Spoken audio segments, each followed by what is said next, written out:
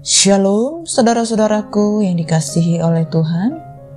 Senang sekali boleh berjumpa kembali pada hari ini, Senin 28 November 2022. Saudara-saudaraku yang dikasihi oleh Tuhan, kita sungguh bersyukur kalau hari ini kita dalam keadaan yang baik, sehat, dan penuh dengan semangat.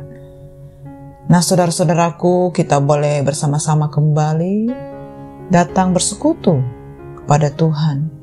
Kita merendahkan hati kita dan kita boleh berserah sepenuhnya hanya kepada Tuhan. Nah, saudaraku, mari kita lebih dalam lagi masuk di dalam hadirat Tuhan. Kita satukan hati dan kita berdoa. Bapa kami yang di surga, dikuduskanlah nama-Mu, datanglah kerajaan-Mu dan jadilah kehendak-Mu di dalam hidup kami seperti di surga. Kami sungguh bersyukur ya Bapa atas kasih setia-Mu yang begitu besar kepada kami. Kami anak-anak-Mu, kami rindu hadirat-Mu memenuhi kami, sehingga kami menjadi pribadi-pribadi yang sungguh menjadi seperti Kristus. Bapa, ajar kami, penuhi kami, sehingga firman-Mu yang mendidik kami, firman-Mu yang mengajar, firman Tuhan yang menerangi langkah hidup kami. Terima kasih Bapa, kami serahkan firman Tuhan, berbicaralah pada kami semua, sehingga kami menjadi pelaku firman Tuhan. Terima kasih Bapa, hanya di dalam nama Tuhan Yesus kami berdoa. Amin. Nah, saudara-saudaraku yang dikasihi oleh Tuhan, kita akan bersama-sama menggali firman Tuhan. Hari ini berjudul kesombongan. Firman Tuhan ini tertulis di dalam Yesaya 2 ayat 1 sampai dengan 22. Mari saya ajak kita semua untuk dapat membaca Alkitab kita bersama-sama. Sion sebagai pusat kerajaan damai. Firman yang dinyatakan kepada Yesaya bin Amos tentang Yehuda dan Yerusalem akan terjadi pada hari-hari yang terakhir. Gunung tempat rumah Tuhan akan berdiri tegak di hulu gunung-gunung dan menjulang tinggi di atas bukit-bukit. Segala bangsa akan berduyun-duyun ke sana, dan banyak suku bangsa akan pergi serta berkata, "Mari kita naik ke gunung Tuhan, ke rumah Allah Yakub, supaya Ia mengajar kita tentang jalan-jalannya, dan supaya kita berjalan menempuhnya. Sebab dari Sion akan keluar pengajaran, dan firman Tuhan dari Yerusalem. Ia akan menjadi hakim antara bangsa-bangsa, dan akan menjadi wasit bagi banyak suku bangsa. Maka mereka akan menempa pedang-pedangnya menjadi mata bajak, dan tombak-tombaknya menjadi pisau pemangkas. Bangsa tidak akan lagi mengangkat pedang terhadap bangsa, dan mereka tidak akan lagi belajar perang. Hai kaum keturunan Yakub, mari kita berjalan di dalam terang Tuhan." Hukuman Tuhan terhadap semua orang yang meninggikan diri. Sungguh telah kau buang umat-Mu, yakni kaum keturunan Yakub, sebab di mana-mana mereka melakukan tenung seperti yang di timur, dan sihir seperti orang Filistin, dan orang-orang asing di antara mereka terlalu banyak. Negerinya penuh emas dan perak, dan tak terbatas harta bendanya. Negerinya penuh kuda dan tak terbatas jumlah keretanya. Negerinya penuh berhala-berhala. Mereka sujud menyembah kepada buatan tangannya sendiri dan kepada yang dikerjakan oleh tangannya. Maka manusia ditundukkan dan orang direndahkan. Janganlah ampuni mereka. Masuklah di sela gunung batu dan bersembunyilah di dalam liang tanah terhadap kedahsyatan Tuhan dan terhadap semarak kemegahannya. Manusia yang sombong akan direndahkan dan orang yang angkuh akan ditundukkan. Dan hanya Tuhan sajalah yang maha tinggi pada hari itu.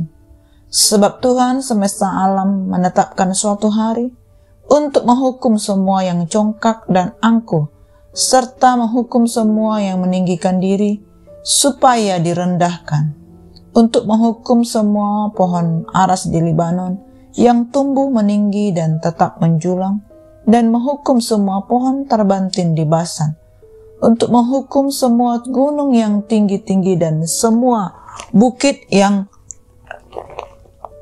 tinggi menjulang ke atas, untuk menghukum semua menara yang tinggi dan semua tembok yang berkubu, untuk menghukum semua kapal Tarsis dan semua kapal yang paling indah.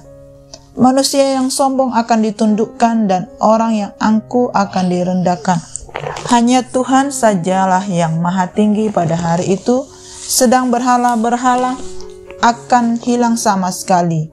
Maka orang akan masuk ke dalam gua-gua di gunung batu dan ke liang-liang di tanah terhadap kedahsyatan Tuhan dan terhadap semarak kemegahannya. Pada waktu ia bangkit menakut-nakuti bumi, pada hari itu berhala-berhala emas, perak dan berhala-berhala emas yang dibuat manusia untuk sujud menyembah kepadanya akan dilemparkannya kepada tikus dan kelelawar, dan ia akan masuk ke dalam lekuk-lekuk di gunung batu dan ke dalam celah-celah di bukit batu terhadap kedahsyatan Tuhan dan terhadap semarak kemegahannya pada waktu ia bangkit menakut-nakuti bumi. Jangan berharap kepada manusia, sebab ia tidak lebih daripada embusan napas, dan sebagai apakah ia akan dianggap? Amin. Nah, saudara-saudaraku yang dikasihi oleh Tuhan, melalui firman Tuhan hari ini kita boleh belajar pengalaman bangsa Israel menunjukkan bahwa mereka mengandalkan harta benda. Mereka juga terpengaruh kepada bangsa sekitarnya sehingga menaruh kekuatan kepada berhala-berhala. Di balik semua itu, mereka adalah orang yang mengandalkan diri sendiri. Padahal semuanya itu tidak berarti, karena dalam sekejap saja Tuhan mampu melenyapkan apa yang dibanggakan dan diandalkan oleh manusia. Mengandalkan diri sendiri berawal dari kesombongan. Pernyataan Nabi Yesaya menunjukkan bahwa kesombongan itulah yang menjadi akar persoalan. Berulang kali Yesaya menuturkan pokok kesombongan ini, yaitu merasa diri mampu, seolah-olah mereka merasa berhak menentukan hidupnya sendiri. Allah tidak mereka pedulikan. Bangsa Israel merasa bebas mengikuti bangsa-bangsa sekitar untuk memilih para ilah mana mereka beribadah. Mereka juga tidak lagi peduli apakah tindakan mereka sesuai dengan kehendak Allah atau tidak. Allah membenci orang sombong. Oleh sebab itu mereka akan direndahkan. Kesombongan dilukiskan seperti pohon aras dan terbanting yang berdiri tegak, seakan-akan siap menembus langit. Namun pohon itu dengan mudahnya dirubuhkan oleh kekuatan Allah. Manusia perlu mengingat bahwa keberadaannya bagaikan hembusan napas belaka. Yesaya menegaskan bahwa semua kebanggaan dan milik mereka akan hilang, lenyap seketika. Saudara-saudaraku, seperti Allah yang sudah menegur bangsa ini dengan keras, sebenarnya bukan di dalam harta dan kuasa letak kesalahan yang membuat Allah murka terhadap Israel, tetapi karena mereka mengandalkan harta dan kuasa sedemikian rupa, sehingga status keduanya menjadi setara dengan Allah sendiri. Itulah yang Allah benci. Dosa penyembahan berhala pada intinya ialah mengisi kebutuhan manusia untuk meninggikan dan mengandalkan Allah saja, dengan segala sesuatu yang bukan sama sekali dengan Allah. Dosa itu sekaligus menolak memuliakan Allah dan merampas martabat manusia sendiri. Saudaraku, kekuasaan harta dan kepemilikan dapat membuat orang merasa mampu dan tinggi hati. Bahkan sedikit orang semacam ini dan banyak yang kita jumpai di gereja Tuhan. Ada banyak orang yang gemar membual dan memamerkan harta benda dan prestasi pencapaiannya. Tuhan tidak menyenangi orang-orang yang tinggi hati. Pada umumnya, kita berusaha mendapatkan apa yang dianggap paling berharga di dunia ini. Dengan segala usaha, kita berusaha menggapainya, termasuk hal-hal yang di luar kehendak Tuhan. Akibatnya kita melupakan kebaikan Tuhan. Pengalaman bangsa Israel menunjukkan saat mereka mengandalkan manusia dan dunia akan membawa kekecewaan dan kebinasaan.